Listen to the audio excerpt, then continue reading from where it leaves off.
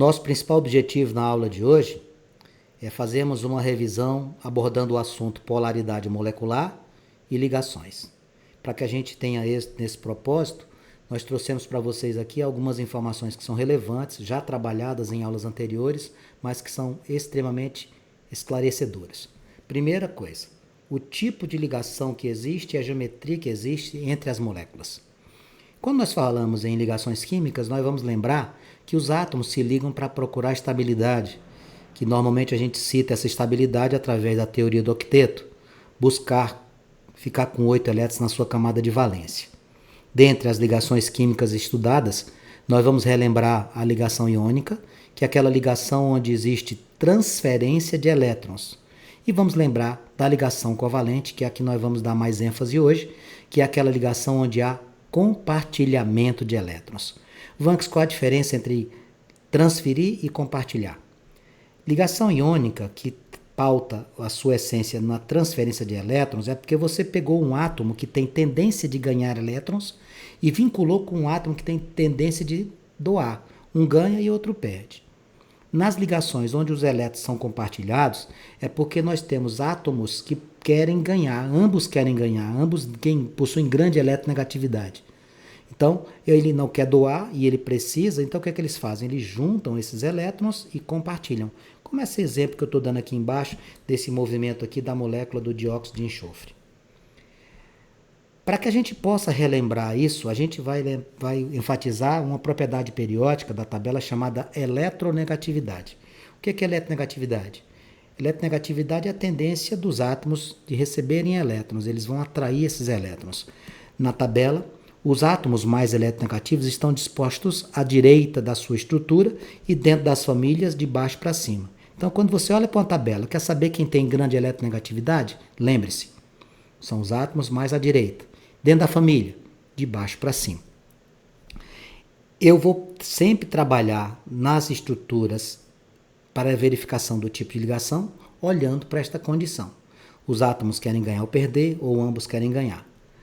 Dentro disso, quando a gente consegue detectar a eletronegatividade da estrutura, a gente vai poder encontrar a polaridade das mesmas.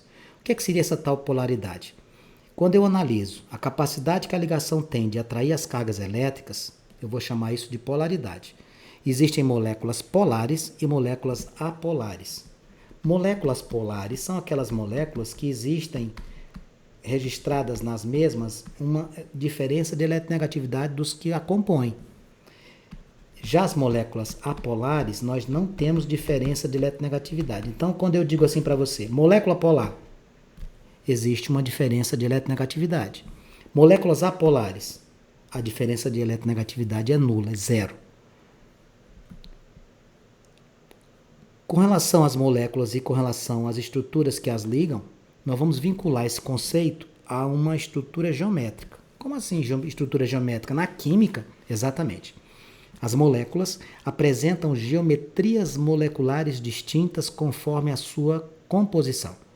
Eu vou citar as mais importantes e vou lembrar contigo como é que você faz para identificar.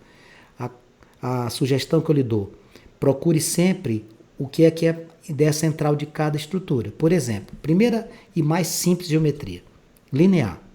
Geometria linear é aquela que você tem dois átomos. Pronto. Teve dois átomos, por exemplo, ácido clorídrico. É uma geometria linear. É um átomo ligado a outro átomo. Pronto, está aqui, ó. Porém, existe um segundo grupo que também caracteriza uma geometria molecular. Qual é esse grupo?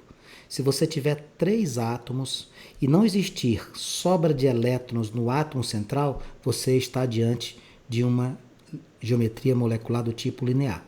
Coloquei aqui o exemplo linear com 2 átomos, o ácido bromídrico, e aqui eu coloquei um exemplo de linear com 3 átomos. Quem é esse camaradinha aí, Vanks?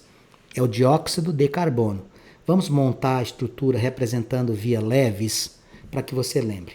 Vou pegar o carbono, o oxigênio e o oxigênio. Acompanhe o que eu vou fazer. Nosso amigo carbono é da família 4A, então ele vai compartilhar 4 elétrons. O nosso amigo oxigênio é da família 6, ele tem 6 elétrons na camada de valência. Ele vai ter que compartilhar 2 para ficar estável. Veja como é que ficaria a representação de leves nesta substância. Observe que todo mundo está com 8 elétrons. Você olha para o elemento central, não tem sobra. Isso aqui também é caracterizado como geometria molecular linear. Então, fechando o primeiro tópico. Quem é geometria molecular linear?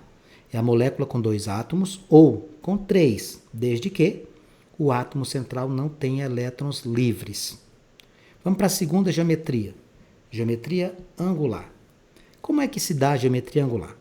A geometria angular ela vai acontecer quando você tiver 3 átomos. Ué, mas você não acabou de dizer que era 3 como linear? Não, preste atenção, deixa eu concluir. 3 átomos, porém, o átomo central possui par de elétron livre. Ah, entendi a diferença. Os 3 sem sobra, linear.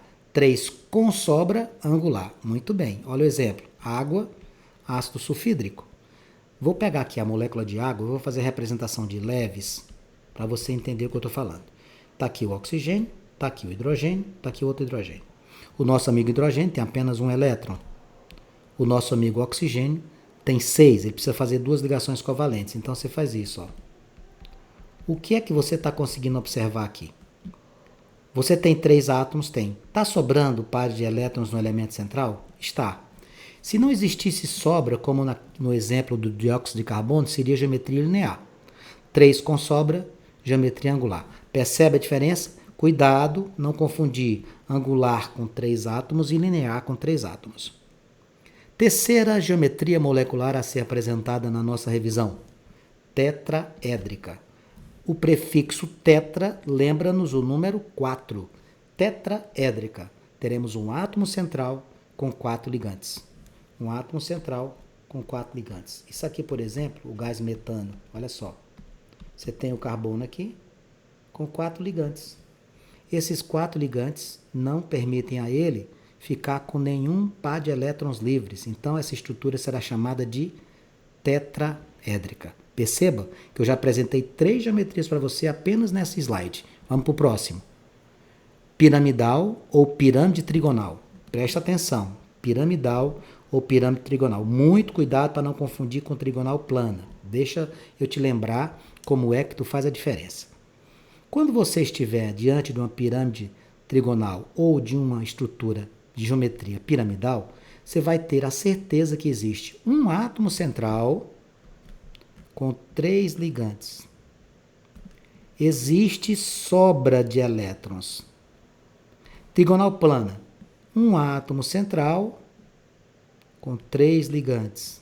Não existe sobra de elétrons. Está vendo por que eu mostrei as duas ao mesmo tempo? Porque elas são muito parecidas. Piramidal, também conhecido como pirâmide trigonal, ela tem um átomo central com 3 ligantes. Trigonal plana tem um átomo central com 3 ligantes. O que é que difere a piramidal da trigonal plana?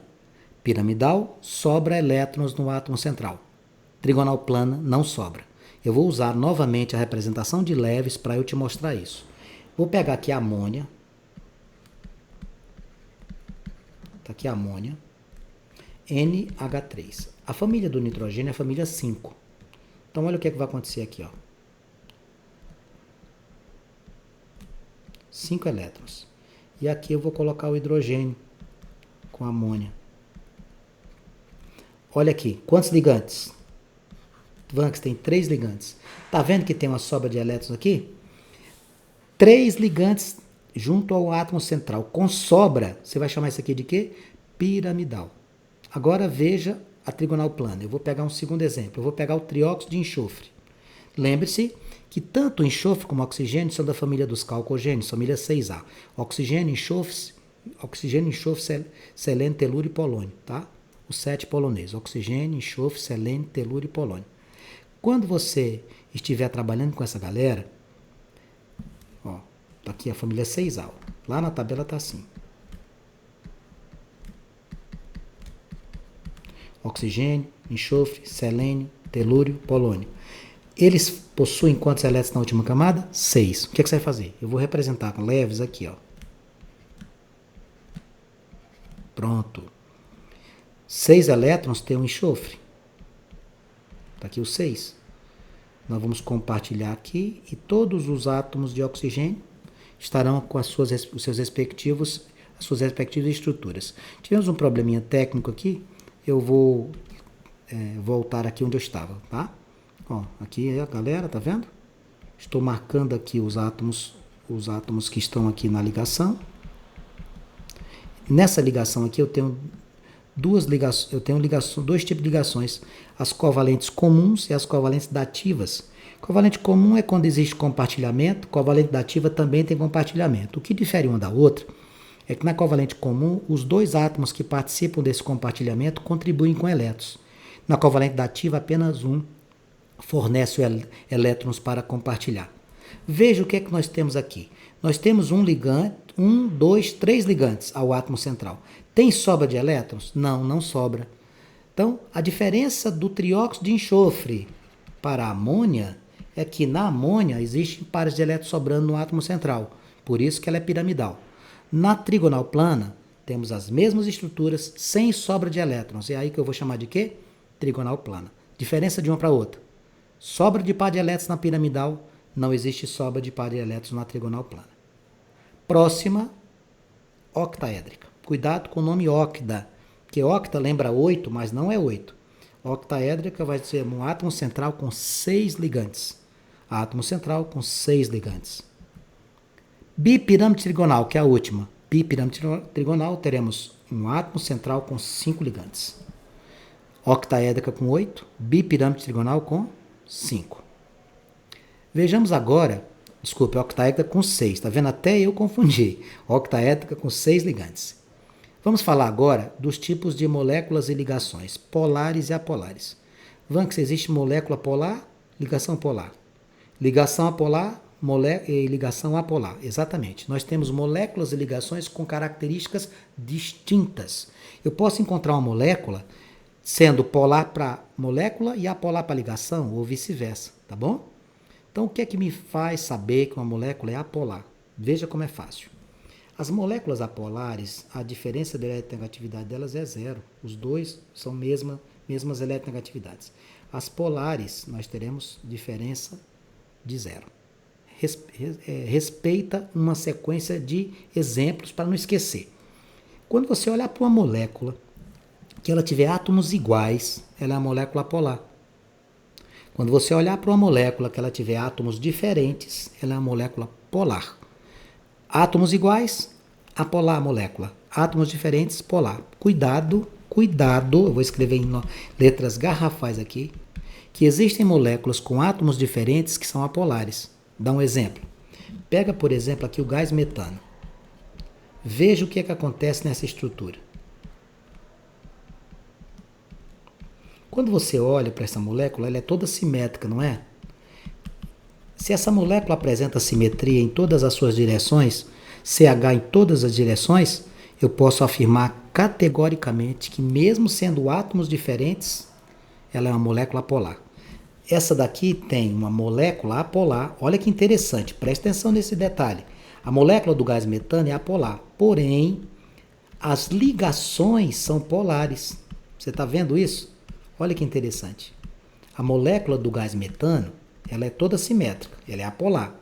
Mas quando eu comparo as ligações carbono e hidrogênio, eles não possuem eletronegatividades diferentes, a ligação é polar e a molécula apolar. Captou, né? Ligação polar e apolar, molécula polar e apolar.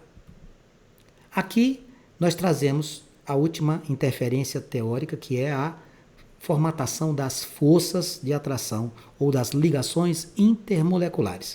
O que é que seria uma força intermolecular? Que vai permitir que essa molécula esteja coesa, esteja junta. Nós vamos subdividir essas forças em 3 grupos. Dipolo induzido, dipolo, ligações de hidrogênio. Por onde eu vou identificar isso? Depois que você aprendeu o que é uma molécula polar e apolar, dá para você afirmar qual tipo de força que há nesta molécula. Quando você estiver diante de moléculas apolares, a força será dipolo induzido. Quando você estiver diante de moléculas polares, você vai estar diante de uma força de polo.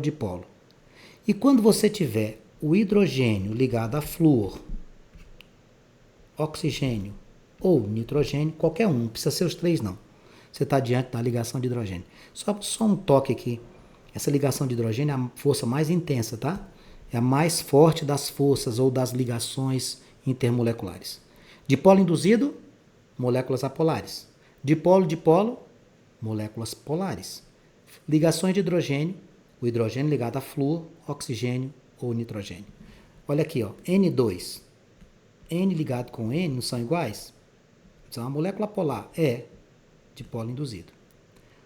HCl. Átomos com eletronegatividades diferentes. Molécula polar. Qual é a força? Dipolo. O hidrogênio ligado ao flúor no ácido fluorídrico. O hidrogênio ligado ao nitrogênio na amônia. O hidrogênio ligado ao oxigênio na água. Tudo isso aqui é o quê? Ligação de hidrogênio, porque o hidrogênio se apresenta ou com flúor, ou nitrogênio, ou oxigênio. Por fim, trago para vocês aqui as ligações metálicas e as propriedades que você tem, as suas características bem específicas. Primeiramente, o que é uma ligação metálica? Na ligação iônica, nós temos transferência de elétrons. Na ligação covalente, nós temos compartilhamento de elétrons. E na ligação metálica não vai haver nenhum nem outro. O que é que vai acontecer? Você vai pegar o mesmo tipo de elemento metálico, por exemplo, alumínio, e vai juntar uma série de alumínios próximos uns aos outros, sem compartilhar, sem transferir. A ligação metálica se estabelece inicialmente, primeira informação, um único elemento. Segundo, esse elemento é um metal. Terceiro, vai gerar retículos cristalinos, tá? Isso aqui em função da aglomeração. Então, né, você vai ter cátions. O que são cátions? São estruturas que cederam elétrons. E os elétrons propriamente ditos. Os retículos cristalinos que formam os metais são aglomerado iônico. O que é aglomerado iônico? E cátions e elétrons. E a gente costumeiramente chama isso, sabe de quê? Que a gente encontra? Mar de elétrons. Mar de elétrons. Quais são as principais características dos metais? Lembra, por exemplo, de um metal, como por exemplo o ouro? Se você lembrar de um metal, você vai verificar quais são as características deles. Olha só. Primeiro, em temperatura ambiente eles são sólidos. Qual metal que em temperatura ambiente é líquido? Mercúrio. Eles possuem brilho próprio. Possuem um ponto de fusão elevado? Possuem um ponto de ebulição elevado? São resistentes à tração, ou seja, de ser esticados? São bons condutores, tanto de calor como de eletricidade? Ah, muito bom essa característica, esse resuminho. Sólidos em temperatura ambiente, possuem brilho próprio, elevados pontos de fusão, elevados pontos de ebulição, bons condutores de calor, bons condutores de corrente elétrica, resistentes à tração. Agora, nós temos algumas propriedades que estão vinculadas às ligações metálicas. Ductibilidade, maleabilidade, condutibilidade. Condutibilidade, já acabei de falar, condução de calor e de eletricidade. E a ductibilidade e a maleabilidade. Essas características são as que permitem os metais serem transformados em lâminas e fios. Lâminas e fios. Aqui eu trouxe para vocês as principais ligas metálicas e alguns componentes das mesmas. O que são ligas metálicas? Ligas metálicas são misturas, tá? Você pega dois ou mais elementos e você faz uma mistura. Exemplos aqui, ó. Aço, ferro mais carbono. Exemplo, encontrado em peças metálicas, em pontes. Aço inox. O que é o inox? É o aço mais o cromo mais o níquel. Ouro 18. O ouro, na sua composição pura, 100% de ouro, não permite, por exemplo, você transformar em lâminas e fios a sua estrutura. Aí o que é que a gente faz? Pega o ouro e mistura com um metal menos nobre. Aí você vai classificar em ouro 14, ouro 16, ouro 18. Esse exemplo que eu trouxe para vocês, que é o ouro que a gente normalmente encontra nas joalherias, você tem 75% de ouro e 25% de cobre. Se você tiver uma classificação menor, por exemplo, ouro 16, o que é que acontece? Menos ouro. Ouro 14, menos ouro ainda. O que é o latão? Cobre mais zinco. O que é a solda? Chumbo mais estânio e por aí vai. Portanto, quando você se depara com esse tipo de situação, falando de ligas metálicas, você está diante de uma estrutura que junta dois ou mais metais. Eu trouxe aqui algumas questões para a gente trabalhar, para a gente fechar nossa aula com alguns exemplos práticos. E aqui a questão de número 1 diz assim, ó, observe as moléculas NH3, CHCl3, SO3. Quais são as suas geometrias? Vamos lá. Nitrogênio ligado ao hidrogênio. O nitrogênio, como é da família 5A, vai sobrar 2 elétrons aqui, um par de elétrons no elemento central. Vamos relembrar os nossos conceitos. Qual a geometria molecular onde você tem um átomo com 3 ligantes sobrando par de elétrons? Cuidado para não confundir. Piramidal com trigonal plana. Se sobrar é piramidal, não sobrar é trigonal. Então, isso aqui é o quê? Piramidal. CHCl3. CHCl3 significa que o carbono tem 4 ligantes. Um elemento central com 4 ligantes sem sobra. Isso aqui vai ser uma estrutura tetraédrica. Com relação à polaridade, aqui é polar, porque são átomos diferentes, e aqui é polar também. SO3, enxofre, oxigênio, oxigênio, oxigênio. Aqui nós temos 2 ligações dativas e uma ligação covalente. 2 covalentes e 2 dativas. Me diga uma coisa, essa estrutura aqui tem sobra de elétrons no primeiro? Tem não. No elemento central não tem sobra, então não é piramidal. Isso aqui é o quê? Trigonal plana. Com as mesmas estruturas enxofre e oxigênio, vai ser uma estrutura apolar. Qual seria a alternativa para nós? Que tenha piramidal polar, tetraédrica polar, trigonal plana apolar. Resposta seria para nós a letra A, na questão número 1. Questão número 2, eu trago para você 5 moléculas e pergunto se elas são polares ou apolares. Hidrogênio com hidrogênio. Apolar. Hidrogênio com cloro. Polar. Cloro com cloro. Apolar. Carbono com oxigênio. Mesmo você tendo átomos diferentes, não tem sobra de elétrons, então ela é apolar. Amônia, mesmo sendo todos iguais, tem sobra de elétrons. Quando sobra, polar. Procure essa alternativa. Apolar, polar, apolar, apolar e polar. Você vai encontrar onde? Na letra B. A questão número 3, ele traz geometria e pede para a gente fazer uma relação aqui, ó. Tá? Ele pede aqui, ó. Relacione as moléculas com relação às colunas. Então, vamos lá. Primeira delas, ele pede aqui uma linear. Dentre essas aqui, qual é a linear, Vanx? CO2. Acabamos de ver ali, ó. A segunda, ele quer angular. Angular, nós temos 3 átomos sobrando elétrons no átomo central. Tá? Nós temos aqui que só ele quer um angular. Qual é a que a gente tem aqui? Procurar, vamos procurar. Que você tenha sobra no elemento central. Desculpe. Ele quer uma angular, então ele tem um elemento com 2 átomos e com sobras. Então seria o SO2. Então aqui, ó. Trigonal plana, 3 ligantes sem sobra. Onde é que eu tenho 3 ligantes sem sobra? SO3.